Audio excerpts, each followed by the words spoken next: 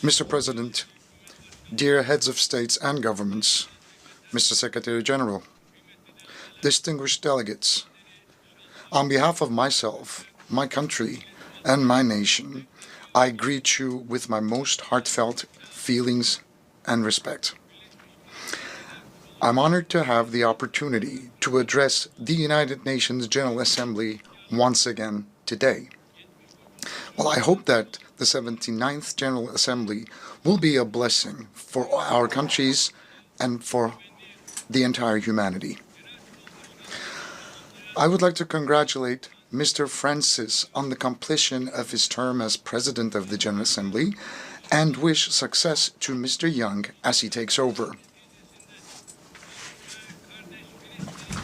I would like to express here our pleasure to see the representative of our friend and brother Palestine in his rightful place among the member states as a result of long struggles. I hope that this historic step will be the final turning point on the road leading to Palestine's membership to the United Nations. The international community and all of us in the human family must fulfill our obligation to the Palestinian people without further ado, that haven't done already. Distinguished guests, I know that there are certain crises that you're monitoring on TV, and those are the crises that we are going through every day, and we're trying to manage them. That's why today I'm not representing a country that is situated far away from tensions, but instead that is found at the very heart of tension and war. Some people will be critical of us, but despite that fact, today, on the common rostrum of the human race, we will speak of the truth frankly and openly. Right now, the United Nations, under the roof of which we are found today, were established in the aftermath of the Second World War, in which millions of people have lost their lives to maintain international peace and security. With the establishment of the United Nations, expectations for global stability, peace, and justice were reborn, and hopes for peace were sprouted again.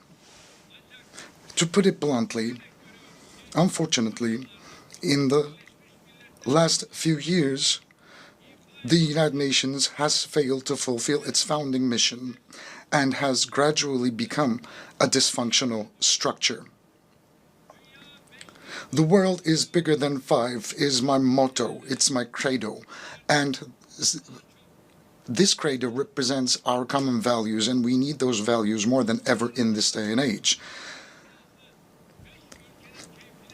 International justice cannot be left in the will of five privileged member states of the Security Council. And the most dramatic example to that is the war, the massacre that has been going on in Gaza for the last 350 days. And since October 7, 41,000 Palestinians have been killed in the continuous Israeli attacks. 41,000 lives, 41,000 people, mostly children and women, were ruthlessly taken away. And no one knows where more than 10,000 people are, most of which are children.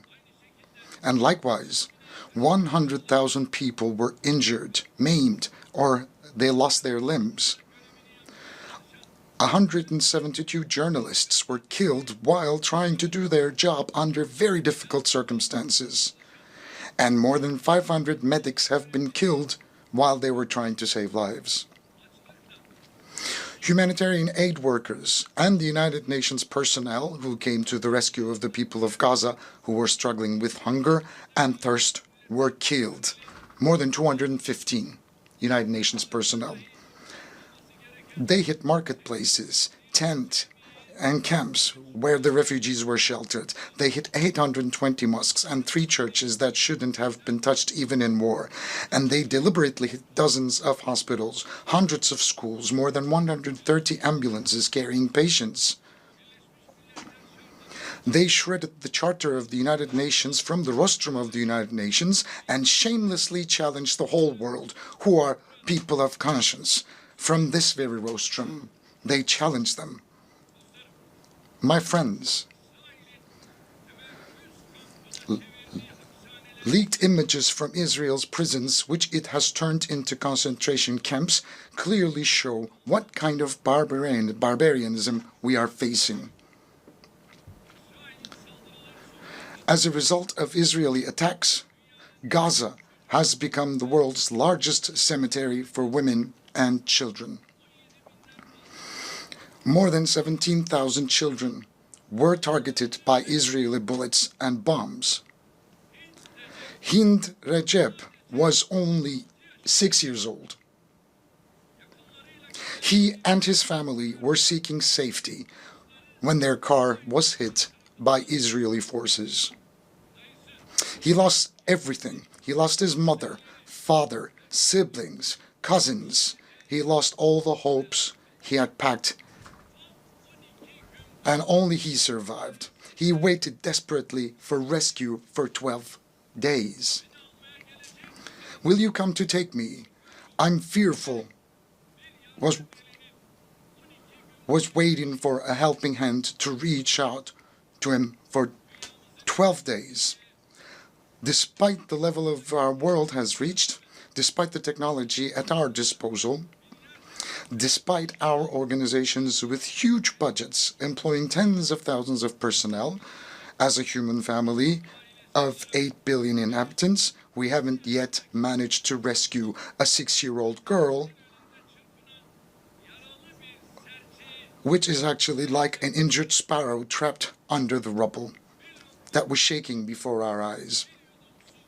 Hundreds of Gazan children died and are still dying because they cannot find a morsel of a dry bread, a sip of water, and a bowl of soup. In Gaza, not only children are dying, but also the United Nations system. The values that the West claims to defend are dying. The truth is dying. The hopes of humanity to live in a more just world are dying one by one. I am asking you bluntly here, openly, frankly. I call out to you, oh, human rights organizations. Are those in Gaza and the West Bank not human beings? Do children in Palestine have no rights? Can't they play out on the streets in their homelands safely? And calling out to the international press organizations, aren't the journalists murdered by Israel on live TV your colleagues, whose offices were actually raided as well? I call out to United Nations Security Council. What are you waiting for to prevent the genocide in Gaza, to put a stop to this cruelty, this barbarianism? What are you waiting for to stop Netanyahu and his network, who is endangering the lives of the Palestinian people, which is a part of a mass murder network? And what are you still waiting for to stop them, putting to danger their own people and the entire region for political gain? I would like to call out to the countries supporting Israel in an unconditional manner. How long are you going to be able to carry the shame of witnessing this massacre? Dear friends, while children are dying in Gaza, in Ramallah, in Lebanon, while babies are dying in incubators, unfortunately, the international community has given a very bad test and failed in a big way. What's happening in Palestine, look, is a sign of a great moral collapse. I believe that the peoples of the world, the leaders of countries and international organizations should reflect on this painful picture, upon this painful landscape. And I would like to state very clearly and loudly here, the Israeli government, disregarding basic human rights, trampling on international law at every opportunity, is practicing ethnic cleansing, a clear genocide against a nation, a people, and occupying their lands step by step. Palestinians, whose freedom, independence, and most basic rights have been usurped, are rightfully exercising their legitimate rights of resistance against this occupation and ethnic cleansing. The just resistance of the Palestinian people against the occupiers of their land is too noble. It's honorable and legitimate to be called illegitimate. It's heroic and it's noble.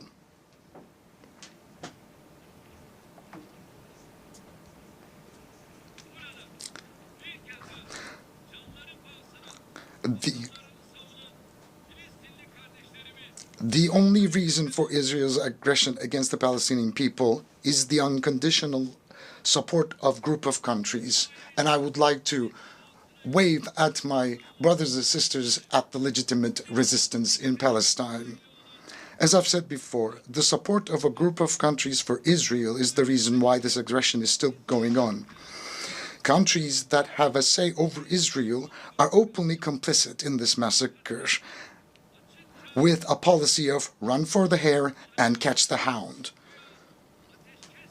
Those who are supposedly working for a ceasefire in front of the stage continue to send arms and ammunition to Israel so that it can continue its massacres in the background. This inconsistency and this is insincerity. Look, there's a paper that has been going around back and forth since May. Hamas has repeatedly declared its acceptance of the ceasefire offer. But the Israeli government has made it very clear that this is the party that doesn't want peace by constantly dragging its feet, making a settlement of the dispute much more difficult, almost impossible, constantly finding an excuse and sneakily killing its negotiating partner at a time when it was closest to a ceasefire. Israel's stalling and deception should not be given any more credit. In the absence of the implementation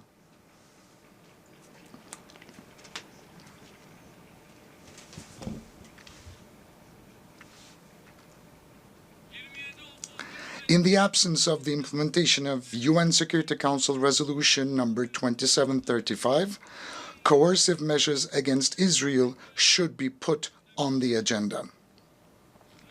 Israel's behavior has once again demonstrated that it is imperative for the international community to develop a protection mechanism for Palestinian civilians. 70 years ago, just as Hitler was stopped by an alliance of humanity, Netanyahu and his murder network must be stopped by an alliance of humanity.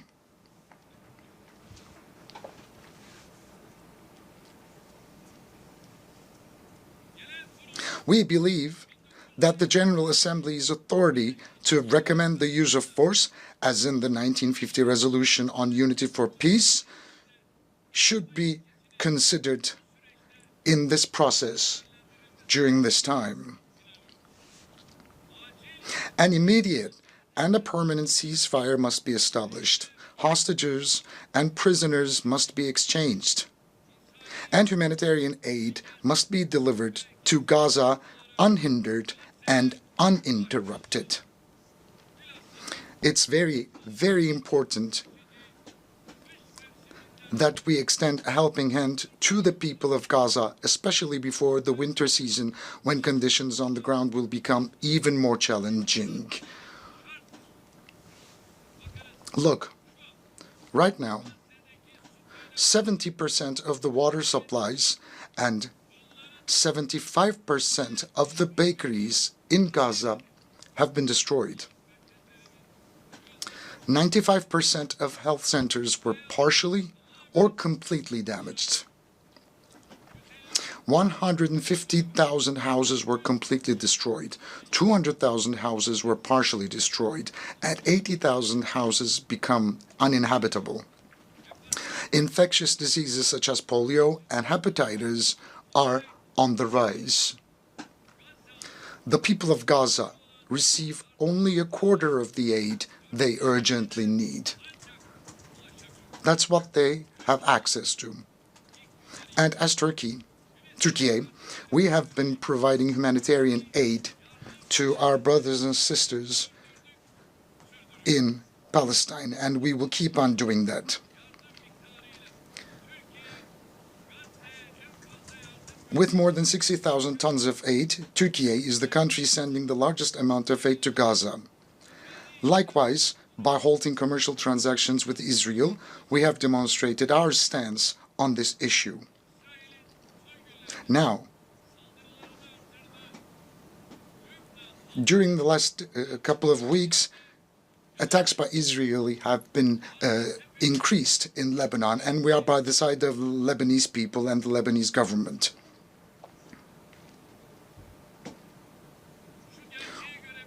We can see this truth for what it is. Those who murdered 41,000 people cannot rest until those who gave the orders, pulled the trigger, and dropped the bombs are held accountable for their crimes. We will not heave a sigh of relief. Our conscience will not go silent. The bill for the billions of dollars of damage caused in the cities that have been destroyed, wrecked, and reduced to rubble must and will be compensated by the perpetrators. We support the case brought by the Republic of South Africa at the International Court of Justice to ensure that Israel's crimes do not go unpunished. We will take every step necessary for justice to be served in the case for which we have applied as an intervener or as a party. We will fight for the blood of Ayşenur Ezgi Egi, who was shot in the head and murdered by Israeli soldiers during a peaceful protest in Nablus. And we will fight in all legal remedies, and we will keep on doing that.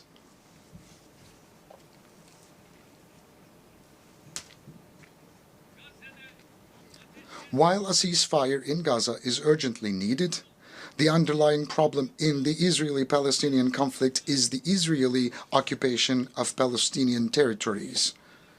Based on the 1967 borders, an independent, sovereign, and geographically integrated Palestinian state with East Jerusalem as its capital must come into being.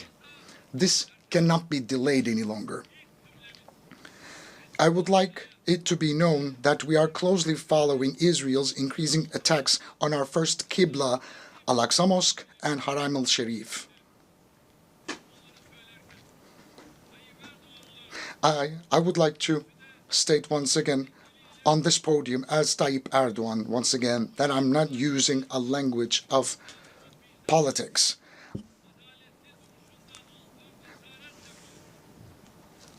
I am encouraged by our ancestors who have always stood by the side of the victims honorably and nobly. We are a nation that has been on the side of the oppressed and against the oppressors and oppression throughout history. We are such a nation. We welcomed Jews fleeing the Inquisition 500 years ago and Jews fleeing Hitler's concentration camps. We opened our arms wide. We, as a country and a nation, I'll be very clear to say that we have no animosity or hostility towards the people of Israel. We oppose anti-Semitism in the same way we oppose the targeting of Muslims just because of their faith.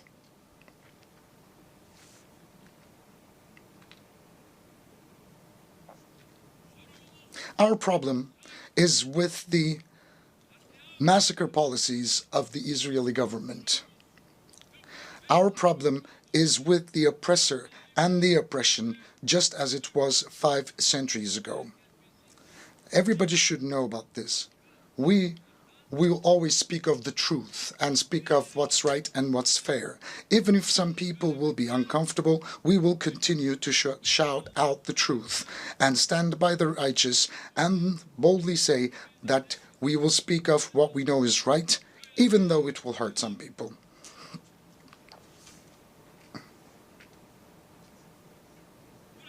From here, I would like to thank all the courageous people who show solidarity with the Palestinian people without discrimination of faith, country, language, or religion, and who take to the streets almost every week to raise their voices against the massacres in Gaza.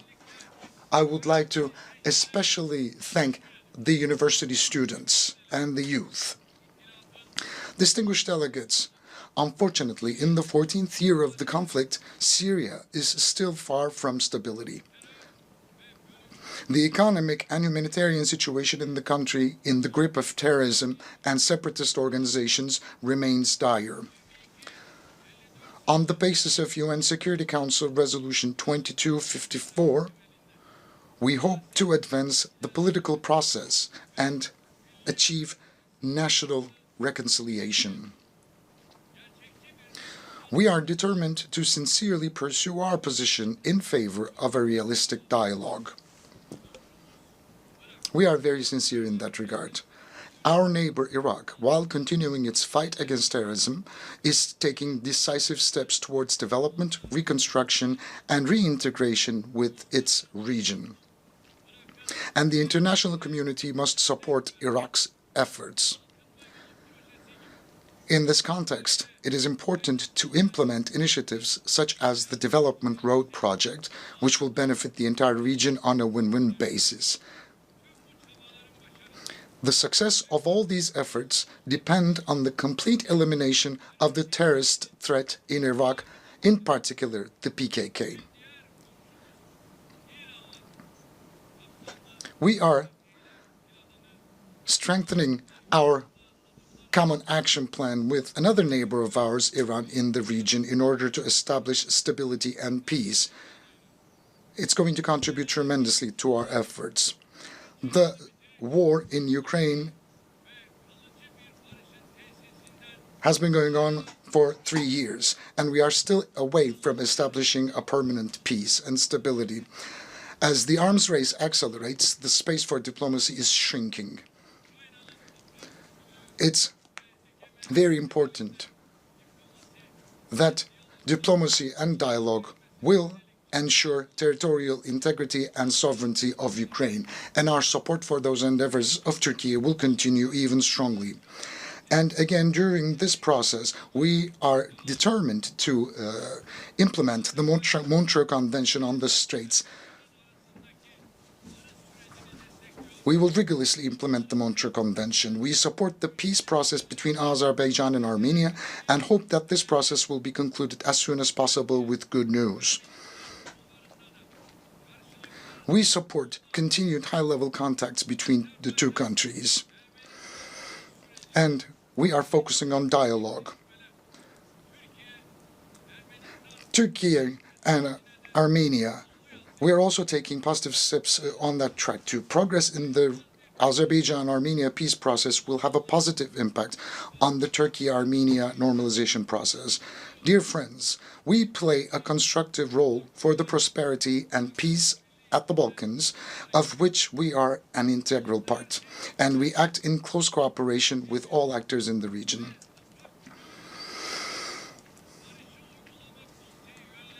As a member of the Steering Committee for Peace Implementation Council, we emphasize the importance of the sovereignty, political unity, and territorial integrity of Bosnia and Herzegovina on every platform, and continue our contribution to Operation EUFOR Althea. We are successfully continuing the Key 4 command we assumed last year and supporting the Belgrade-Pristina dialogue process. We want to see the Aegean Sea and the Eastern Mediterranean as a zone of stability and prosperity where the legitimate interests of all the parties are concerned can be respected.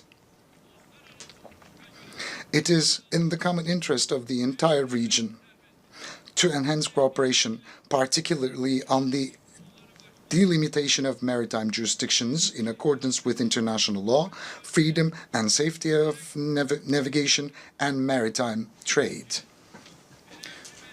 International maritime law encourages cooperation between littoral states in closed or semi-closed seas, such as the Aegean Sea. Turkey is ready for constructive cooperation on all issues, especially in energy and environment. We have the longest coastline in the Eastern Mediterranean, and Turkey's key role is undeniable. Turkey has legitimate rights and authorities in the western part of the island of Cyprus, while the Turkish Cypriots have legitimate rights in the areas around the world. It has been 50 years since the Cyprus peace operation and 61 years since the Cyprus issue emerged as a result of the Greek Cypriot usurpation of the partnership state. From that day until today, peace and tranquility have prevailed on the island. It was always the Turkish Cypriots and Turkey who put forth the sincere will to bring about a just, lasting, and sustainable solution to the Cyprus issue. The federation model is now completely outdated, and we fully support the vision of a two-state solution with two different nations put forward by the Turkish Republic of Northern Cyprus. The sovereign equality and equal international status of the Turkish Cypriots, which are the vested rights of the Turkish Cypriots, must be re-registered and the isolation must end. Today, I once again invite the international community to recognize the Turkish Republic of Northern Cyprus and to establish diplomatic, political, and economic relations. We actively support the stabilization of Libya and the preservation of the unity and integrity of the country. We call on all states to sincerely stand by Libya at this very sensitive time and contribute to building trust between the parties. We must do more to end the conflict in Sudan. We all have a responsibility to deliver humanitarian assistance to the millions of Sudanese people displaced by the conflict. With its young and dynamic population, rich natural resources, and vast fertile lands, Africa has enormous potential. Based on the principles of equal partnership and mutual respect, hand in hand with the peoples of Africa, we support the continent's efforts for peace, stability, and development. We will continue to stand in full solidarity with our African brothers and sisters. As part of our initiatives, we are strengthening our deep-rooted ties with Asia. We are deepening our engagement with our partner regional organizations such as ASEAN, the Shanghai Cooperation Organization, and the Pacific Islands Forum. We keep our will to develop our relations with BRICS, which brings together emerging economies alive. We share a deep-rooted history with the countries of Central Asia, and we are further strengthening our cooperation on bilateral and multilateral grounds. Our Organization of Turkic States is gradually turning into a center of attraction. The organization is becoming an exemplary model of cooperation with the contributions of observer members Hungary and the Turkish Republic of Northern Cyprus. We will further strengthen our unity and our togetherness as the Turkic world.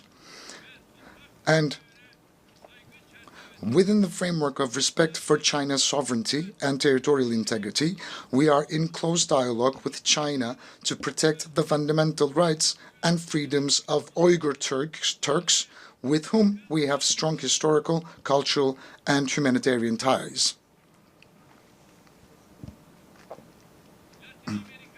We endeavor to build on the friendly ties we have established with the countries in Latin America and the Caribbean. Distinguished delegates, we must work together to address global injustice. The United Nations Sustainable Development Goals concept of leaving no one behind is a guiding principle for these efforts. As one of the largest aid donors relative to its gross domestic product, Turkey's development cooperation activities contribute to achieving the Sustainable Development Goals.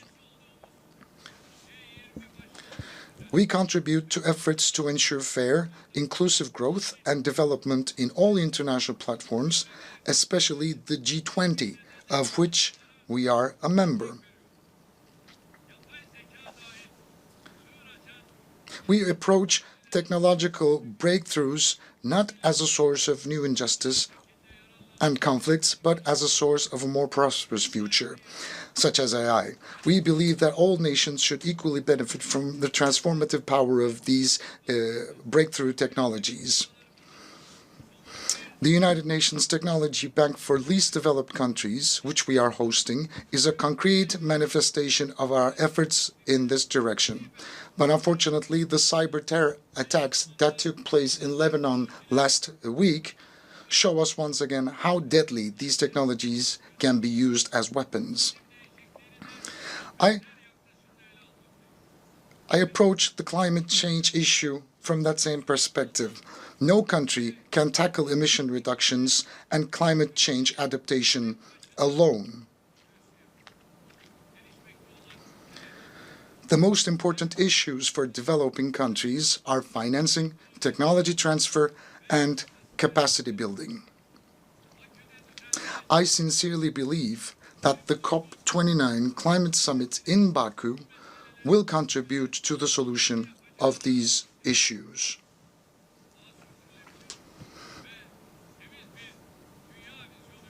At the summit, we expect to launch important additional initiatives and unveil our long-term low-emission development strategy and the Zero Waste initiative that became a reality under the auspices of my spouse, Madam Emine Erdogan. And with mutual agreements, we have taken our domestic affairs and initiatives to international agendas. I would like to ask everybody to support our endeavors in that regard. We see Islamophobia, xenophobia, and racism creeping over the world like a poison ivy. We can see that every week attacks are taking place upon our mosques and our holy book of Quran. In the middle of Europe, people's homes are set on fire and lives are taken because of their ethnic and religious affiliation. Their lives are taken away from them and their fundamental rights are being suspended. And nobody can ignore this growing danger any longer. On March 15th, 2024, we expect a special envoy to combat Islamophobia to be appointed at the United Nations as soon as possible, as envisaged in the draft resolution adopted on March the 15th.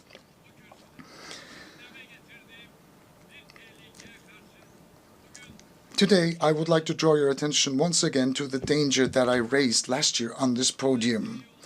Attacks on the institution of family, the pillar of society, are increasing. The disgrace staged at the opening of the 2024 Olympic Games has revealed the extent of the threat we face as humanity.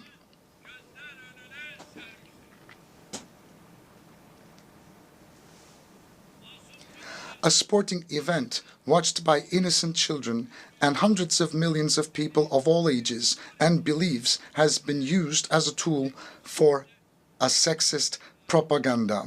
It was actually